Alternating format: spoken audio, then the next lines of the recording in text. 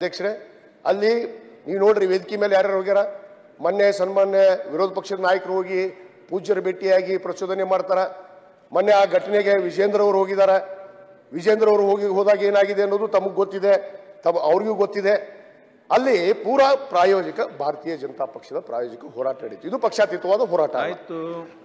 ಮಾನ್ಯ ಅಧ್ಯಕ್ಷರೇ, ಇದರ ಏನು ಮೀಸಲಾತಿಯನ್ನು ನಾವು ಕೇಳ್ತಾ ಇದ್ದೀವಿ. ಕಳೆದ ಹಿಂದಿನ ಸರ್ಕಾರದಲ್ಲಿ ಸನ್ಮಾನ್ಯ ಬಸವರಾಜ ಬೊಮ್ಮಾಯಿ ಅವರು ನಮಗೆ 2A ಮೀಸಲಾತಿಯನ್ನು ಕೊಡ್ತೀನಿ ಅಂತೇಳಿ ತಾಯಿ ಮೇಲೆ ಪ್ರಮಾಣ ಮಾಡಿದ್ರು. ನಾವು ಅದಕ್ಕೆ ಒಪ್ಕೊಂಡು ಸಮಾಧಾನ ತಗೊಂಡ್ವಿ, ಕಾಯ್ದ್ವಿ. ಕಾಯ್ದಾಗ ಇವರು 2D 2C ಅಂತ ಮೀಸಲಾತಿಯನ್ನು ಕೊಡ್ತಾರೆ. ಮಾನ್ಯ ಅಧ್ಯಕ್ಷರೇ, ಏನು 2B ಮೀಸಲಾತಿಯಲ್ಲಿರುವಂಥ ಅಲ್ಪಸಂಖ್ಯಾತರ ಮೀಸಲಾತಿಯನ್ನು ಕಿತ್ತಿ ಏನು ನಮಗೆ 2%, ಒಕ್ಕಲಿಗರಿಗೆ 2%. ಏನು ನಾವು ಈಗಾಗಲೇ 3B ಇದ್ದೀವಿ. ಮಾನ್ಯ ಅಧ್ಯಕ್ಷರೇ, ನಾವು 5% ಮೀಸಲಾತಿಯನ್ನು ಪಡಿತಾ ಇದ್ದೀವಿ. ಏನ್ ಮಾಡಿದ್ರು 2D 2C ಅಂತೇಳಿ ಹೊಸ ಪ್ರವರ್ಗವನ್ನ ಸೃಷ್ಟಿ ಮಾಡಿ, ಅಲ್ಲ ನಾ ಹೇಳೋದಕ್ಕೆ ಅವಕಾಶ ಕೊಡ್ರಿ. ಏನಾಗಿದೆ ಅನ್ನೋದು ಸತ್ಯಾಸತ್ಯತೆ ಇಡಬೇಕು. ಇವತ್ತಿಲ್ಲಿ ಸದನದಲ್ಲಿ ಚರ್ಚೆ ಆಗುವಾಗ ಕೂಡ ಸಾಕಾಗ್ತದ. ನೆಕ್ಸ್ಟ್ ನೀವು ಮಾತಾಡಿ. ಗೃಹ ಸಚಿವರ ಟಿಪ್ಪಣಿ ಮೇಲೆ ಚರ್ಚೆ ಆಗಬೇಕು. ಮೀಸಲಾತಿ ಬಗ್ಗೆ ಆದ್ರೆ ಅರ್ಧ ಗಂಟೆ 1 ಗಂಟೆ ಅರ್ಧ ಚರ್ಚೆ ಕೊಡ್ರಿ. ನಾ ಮಾತಾಡ್ತೀನಿ.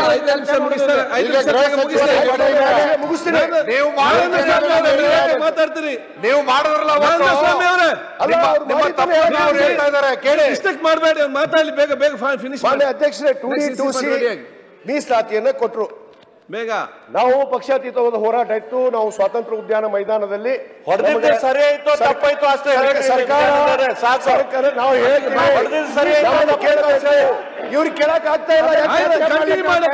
ಮಾನ್ಯ ಅಧ್ಯಕ್ಷರೇ, ಸ್ವಾತಂತ್ರ್ಯ ಉದ್ಯಾನ ಮೈದಾನದಲ್ಲಿ ನಾನು ಬಹಳ ಸ್ಪಷ್ಟವಾಗಿ ನಾನು ಆ ಕೊಟ್ಟಂತ 2D 2C ಅನ್ನ ತಿರಸ್ಕಾರ ಮಾಡಿದೆ.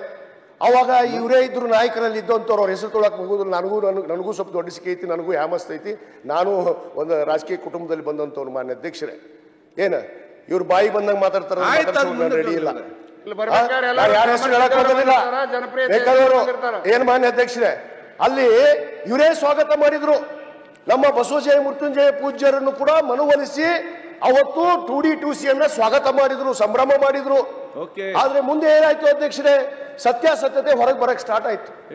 ಏನು ಇವತ್ತು ಸರ್ವೋಚ್ಚ ನ್ಯಾಯಾಲಯ 2D 2C ಮೀಸಲಾತಿಯನ್ನು ಕೊಟ್ಟಿದ್ರು. ಅಲ್ಲಿ ತೆಗೆಯುವಂತ ಕೆಲಸ ಸಚಿವರ ಹೇಳಿಕೆ ಮೇಲೆ ಚರ್ಚೆ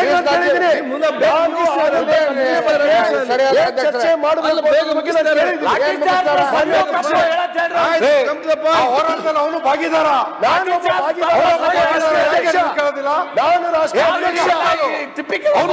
ಅಧ್ಯಕ್ಷರೇ, ನಾನು ಈ ಹೋರಾಟದಲ್ಲಿ ನಿರಂತರವಾಗಿ ಸತ್ಯತೆಯನ್ನು ಹೇಳಬೇಕು. ನಾನು ಬೇಗ ಹೇಳಿ.